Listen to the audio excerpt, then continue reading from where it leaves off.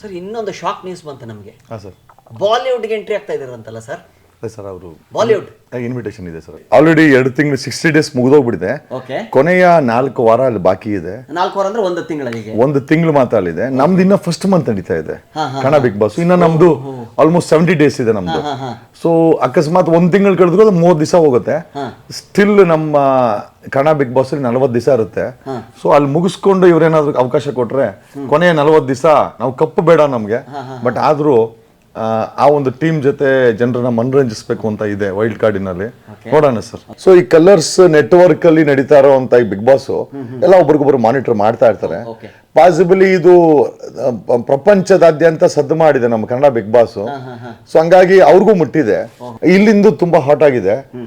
ನನ್ ತಿಳ್ ಮಟ್ಟಿಗೆ ಬಾಲಿವುಡ್ ಈ ಒಂದು ಬಿಗ್ ಬಾಸ್ ತಣ್ಣಗಿದೆ ಅಂತ ಅನ್ನಿಸ್ತು ನನಗೆ, ಅಲ್ಲ ಅವ್ರಿಗೆ, ಮೀನ್ ಆಡಿಯನ್ಸ್ಗೆ.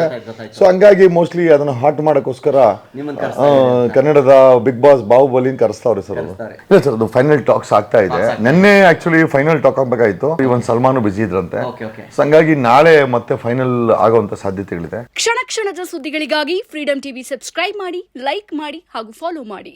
ಹೊಸ ಸುದ್ದಿಗಳ ನೋಟಿಫಿಕೇಶನ್ಗಾಗಿ ಬೆಲ್ ಐಕಾನ್ ಮೇಲೆ ಕ್ಲಿಕ್ ಮಾಡಿ.